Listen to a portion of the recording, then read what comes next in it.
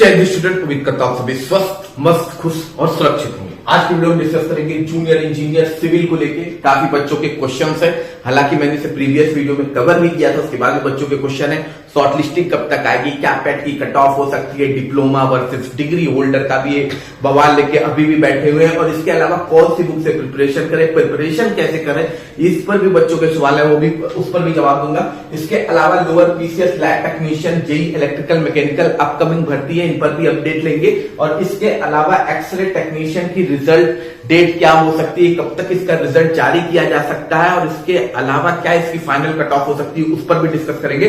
उससे पहले चैनल पे जो भी नए हैं चैनल को लाइक और सब्सक्राइब कीजिएगा, वीडियो अच्छा लगे तो शेयर कीजिएगा। इसके अलावा टेलीग्राम और इंस्टाग्राम चैनल दोनों को फॉलो करने के लिए दोनों का लिंक डिस्क्रिप्शन बॉक्स में मेंशन है, आप वहां जाकर मुझको फॉलो कर सकते हैं। चलिए चलते हैं वीडियो की ओर। पहले जूनियर इंजीनियर सिविल की भर्ती को लेकर, इसको लेके काफी अफवाहें फैल रही है कि इसका एग्जाम टल जाएगा। तो देखिए, जब तक कोई भी ऑफिशियल नोटिस नहीं आती है, ठीक है, ऑफिशियल नोटिस नहीं आती है, तब तक ये बिल्कुल भी मान के मत चलिए कि आपका एग्जाम टल जाएगा। ठीक है, कल को ये बोल दिए टल जाएगा और एग्जाम कंडक्ट हो गया, तब आप अपनी प्रिपरेशन छोड़ दिए। अभी जो प्रिपरेशन की लैब पकड़ने में ही बहुत समय लगता है, जो लैब पकड़ी वो छूट गई एक बार तो फिर गड़बड़ हो जाएगा। ठीक है, तो जब तक किसी भी तरह का ऑफिशियल नोटिस नहीं आता है, तो ये जानिए यूट्यूब पे जितनी भी चीजें, जितनी भी इंफॉर्मेशन आपको मिल रही है वो ऑफिशियल नहीं है। ठीक है, यूपीएससी जो नोटिस जारी करेगा वही ऑफिशियल मानी जाएगी। तो किसी भी तरह की अफवाह मत फैलिए कि आपका एग्जाम टल गया है। लेखपाल को लेके भी ये एग्जाम ये अफवाह उड़ गई है और जेई को लेके भी है। तो कोई भी एग्जाम टला नहीं है, और जब तक ऑफिशियल नोटिस आपको नहीं मिलती, किसी भी तरह का न्यूज पर आप भरोसा मत कीजिए, क्योंकि कोई आयोग नहीं है।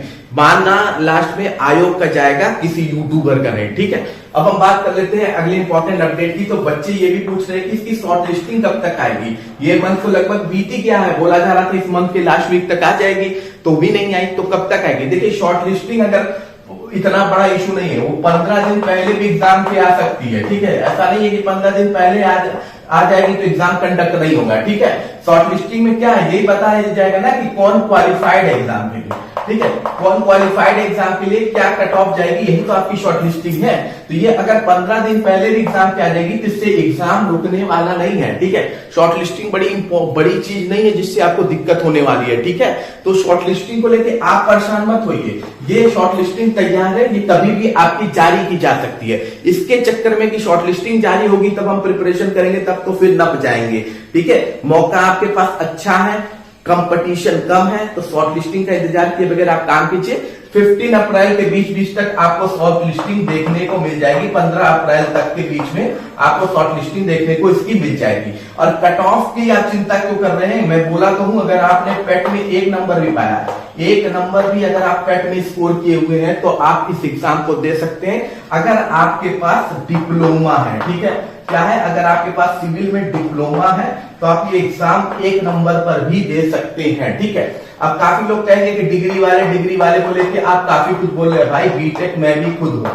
ठीक है, बीटेक मैं भी हूं, मैकेनिकल इंजीनियरिंग से बीटेक हूं। ठीक है, डिग्री वालों का पहले से ही मैं बता दूं कि डिग्री वाले आज से ये केस नहीं कर रहे हैं। जब जेई की भर्ती आती है तब डिग्री वाले ये केस करते हैं। ठीक है, और तब वो डिग्री वालों को हर बार यही देखना पड़ता है कोर्ट की तरफ से कि केवल डिप्लोमा वाले अलाउड हैं, डिग्री वाले नहीं अलाउड है। ठीक, और इस बार के केस में भी ये क्लियर कट है कि डिप्लोमा वाले अलाउड है। लेकिन हमें क्या है, कंफ्यूजन फैलानी है, हमें एक डर का माहौल बनाए रखना है। तो हर कोई बोल दे रहा है कि अभी डिग्री वालों का मौका है, ये है वो है। मैं आपको क्लियर कट बोल रहा हूं, इन्हीं को मौका मिलेगा, डिप्लोमा वाले को। मैं डिग्री के अपोज में नहीं हूं। ठीक है, एसएससी में जब आप जाएंगे तो एसएससी जेई का भी केस गया था, वहां डिप्लोमा वालों ने केस किया था कि यहाँ पे क्यों डिग्री ली जा रही है। तो उनका रूल और रेगुलेशन अलग है, तो कोर्ट उनका फैसला अलग किया। आपका रूल और रेगुलेशन अलग है, स्टेट का, उसका फैसला अलग होगा। ठीक है, तो ये सिंपल सा समझिए, किसी भी तरह का ये डर का माहौल आपके लिए बनाया जा रहा है, तो किसी भी तरह का चिंता मत कीजिए। जो भी डिप्लोमा होल्डर है प्लीज अपनी प्रिपरेशन पर लग जाइए। ठीक है, अब बहुत से लोग ये भी क्वेश्चन पूछ रहे हैं कि कैसे प्रिपरेशन करेंगे। यार, तुमने क्लास 12 पास कर लिया, बोर्ड का एग्जाम पास किया, एक बार नहीं किया, एक बार 12 पास किया होगा, 10th भी पास किया होगा, 2 बोर्ड के एग्जाम पास कर लिए, डिप्लोमा तुमने पास कर लिया। अब तुमको कोई बताएगा कि तुमको कैसे पढ़ना है। ठीक है, डिप्लोमा सिविल से तुम किए हो, तो तुमको कोई बता रहा था कि कैसे सिविल का डिप्लोमा का सेमेस्टर एग्जाम पास करना है। ठीक है, तो इतनी 2-3 बड़े एग्जाम तुम देने के बाद अगर तुम दूसरों का तरीका फॉलो करोगे तो तुमसे बड़ा मूर्ख कोई नहीं है। ये फैक्ट जानो, ठीक है। पढ़ने का तरीका तुम्हारा खुद का होना चाहिए। अब ये है कि हम कौन सी बुक फॉलो कर सकते हैं। कॉमन सेंस लगाओ कि एमसीक्यू में क्वेश्चन आने वाला है, मल्टीपल चॉइस क्वेश्चन में मार्क लगाओ। एमसीक्यू में आपका क्वेश्चन आने वाला है, सीधी साधी बात है। वो भी आपका कंप्यूटर पे आने वाला नहीं है, ठीक है।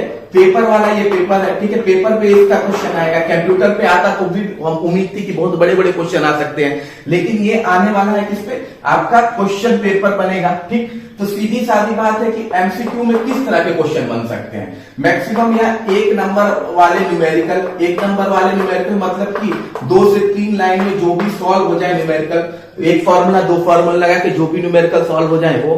दूसरा आपका फॉर्मूला, कौन कौन सा फॉर्मूला कैसा होता है ये पूछ लेगा, इसका फॉर्मूला एक्चुअली में क्या है, ठीक है, एक्चुअली में इसका फॉर्मूला क्या है, तो सारे फॉर्मूले आपको याद होने चाहिए। तीसरा और सबसे इंपॉर्टेंट चीज है आपका यूनिट्स, सारी यूनिट्स याद होनी चाहिए आपको, ठीक है। यूनिट्स क्या है ये आपको याद होना चाहिए। चौथा आपका स्टेप्स, स्टेप्स क्या होता है कि किसी भी प्रोसेस में, कोई भी आपका प्रोसेस है या कोई भी ऑपरेशन कंडक्ट कराना या किसी भी तरह का आपका किसी भी ऑपरेशन को आप कंडक्ट कराते हैं तो उसमें कौन कौन से स्टेप फॉलो होते हैं वो आपका पूछ सकता है, ठीक है। मैच द फॉलोइंग पूछ सकता है, ठीक है। मैच द फॉलोइंग में भी मैच द फॉलोइंग पूछ सकता है, ठीक। यही चीज बस पूछेगा, इसके अलावा नहीं पूछेगा, ठीक है।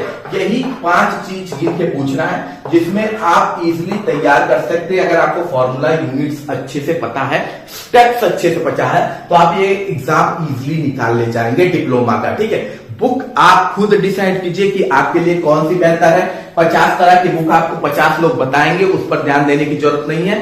आपको जो बेस्ट लगे बेस्ट बुक कीजिए और मैक्सिमम कोशिश कीजिए कि अगर ये आप कंप्लीट कर लिए हैं तो एमसीक्यू सैंपल पेपर बहुत ज्यादा लगाइए, ठीक है।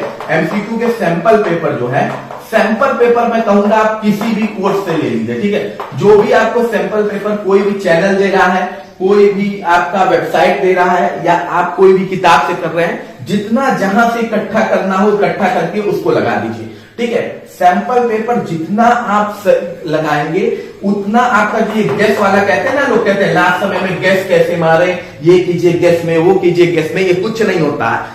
यहां पे आपकी प्रैक्टिस हो गई तो ये इजीली गैस वाला आपका अपने आप सही हो जाएगा। 10 में से 7 क्वेश्चन सही होने के चांसेस हो जाते हैं, ठीक। वैसे आप उनके स्टेप फॉलो करेंगे कि तुक्का कैसे मारे, इस पर भी वीडियो बनता है इस देश में, तो उस तुक्के को ऐसे वाले में भी आप 10 में 3 सही कर पाएंगे। लेकिन यहाँ आप 10 में 7 कर लेंगे अगर आपने सैंपल पेपर किया है, ठीक है। बाकी आप कुछ समझदार हैं, आप कोई अब वो बच्चे तो रह नहीं गए हैं, अच्छा खासा आप एक डिप्लोमा होल्डर है, आपको पढ़ने का तरीका खुद पता है, मैंने बता दिया पढ़ना क्या है बस, ठीक है।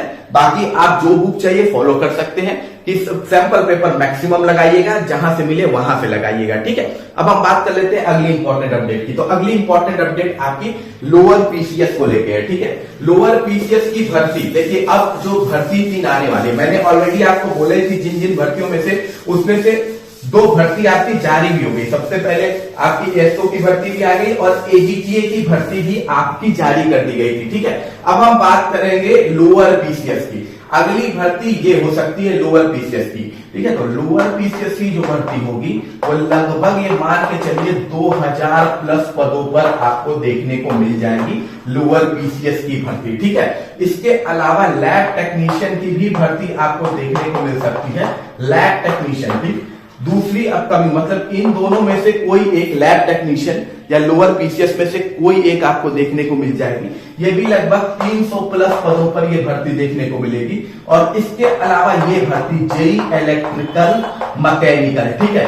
ये भर्ती देखिए, ये भर्ती हो सकता है 900 पद पे भी आ सकती है, ठीक है, क्योंकि इसका जो आपका अध्याचन था आयोग के पास बहुत पहले से पहुंचा हुआ है। जेई इलेक्ट्रिकल मैकेनिकल का जो अध्याचन है वो बहुत पहले से पहुंचा हुआ है, इसकी भर्ती भी बहुत पहले से तैयार है। आयोग चाहे तो कल ही इसको जारी कर सकता है, ठीक है, और आयोग चाहे तो इसे 2 महीना बाद भी जारी कर सकता है। लेकिन अपकमिंग भर्ती यही 3 है, ठीक है। इन्हीं 3 भर्तियों में से कोई भर्ती आपको देखने को मिल सकती है, कोई 2 भर्ती या हो सकता है तीनों देखने को मिल जाए। इलेक्ट्रिकल मैकेनिकल में कोई इश्यू नहीं है, बहुत पहले का अध्याचन है, पिछली पैट से ही इसको आना था, नहीं आ पाए।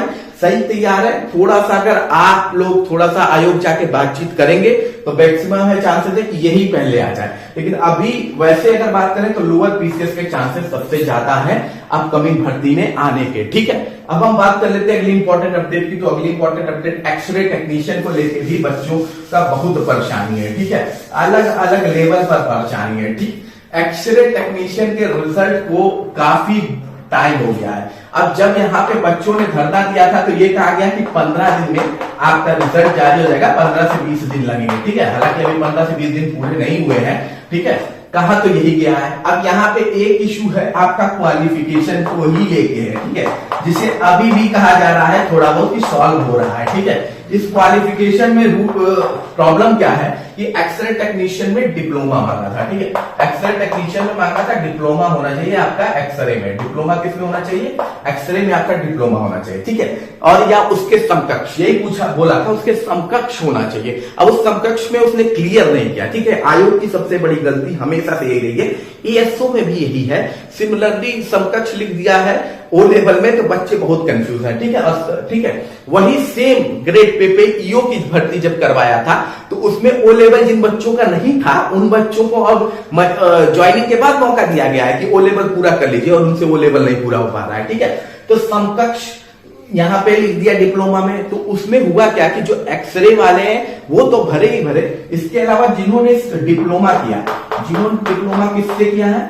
जिन्होंने डिप्लोमा सीटी स्कैन से किया है। ठीक है, जिन्होंने डिप्लोमा सीटी स्कैन से किया है उन्होंने, और जिन्होंने डिप्लोमा एमआरआई से किया है उन्होंने भी एप्लीकेशन फॉर्म भर दिया था। और सारा मैटर इसी को लेके है, सारा मैटर जिसकी वजह से पूरा डिले करने का आयोग पूरा डिले किया हुआ है वो यही मैटर है, क्योंकि इसी को लेके क्या हुआ था, बच्चों ने केस अपना रखा था। ये बहुत पुरानी बात है। अब इस केस को लगभग सॉल्व कर लिया गया है। ठीक है, और जो चांसेस बने हैं, ठीक है, मैक्सिमम मैं बता दूं जो चांसेस बने हैं वो होंगे आपके डिप्लोमा वाले जो एक्सरे टेक्नीशियन है, डिप्लोमा एक्सरे टेक्नीशियन है। क्योंकि हेल्थ का जो रूल और रेगुलेशन है आपका, उसमें क्या होता है, एक्सरे टेक्नीशियन के समकक्ष सीटी स्कैन और एमआरआई नहीं आता है। अब डिग्री वाले कह रहे हैं कि भाई उनको भी मौका मिलना चाहिए, उनका भी होगा होने के चांसेस, लेकिन अभी फिलहाल नहीं है। देखिए आपका बिल्कुल वही केस है जो जूनियर इंजीनियर का है। ठीक है, जेई का जो केस है सिमिलरली केस है। और आपको मैं बता दूं यहाँ पे डिग्री वालों के भी चांसेस कम है, जो भी डिप्लोमा है एक्सरे टेक्नीशियन से मैक्सिमम चांसेस उन्हीं के हैं सिलेक्शन होने के। और आपका रिजल्ट उम्मीद है कि बहुत जल्दी आ जाएगा। अब ये उतना बड़ा इशू मेरे ख्याल से जो अपडेट्स आ रही है उससे नहीं है, इससे पता चलता है कि वो उतना बड़ा इशू रह नहीं गया है।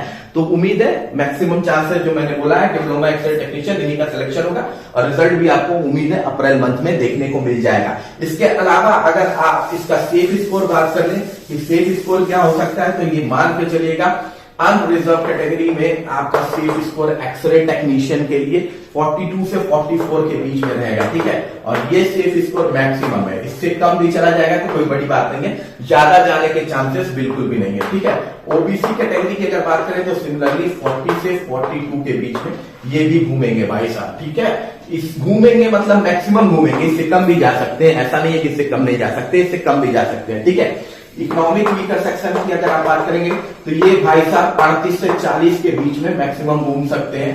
अगर शेड्यूल कास्ट यानी एससी कैटेगरी की आप बात करेंगे तो एससी कैटेगरी के भी जो है कि मान के चलिए कि 32 से 34 के बीच में ये भाई साहब भी घूमेंगे। ठीक, और शेड्यूल ट्राइब की बात करें यानी एसटी कैटेगरी की अगर आप बात करते हैं तो शेड्यूल ट्राइब आप मान के चलिए कि 24 से 26 के बीच में ये लोग भी घूमेंगे। ठीक है, हो सकता है इससे भी कम में चले जाए। मैंने ये क्या बोला है, मैक्सिमम है। अगर इससे कम भी हो गए तो कोई आश्चर्य की बात नहीं होगी। ठीक है, इससे कम भी हो जाएंगे तो कोई आश्चर्य की बात नहीं होगी, क्योंकि जब ये हटेंगे लोग तो ऑलरेडी आपका कंपटीशन ना के बराबर हो जाएगा इस भर्ती में भी। बाकी कोई भी क्वेश्चन है तो आप कमेंट बॉक्स में पूछ सकते हैं। मिलते अगली वीडियो में। जय हिंद, जय भारत।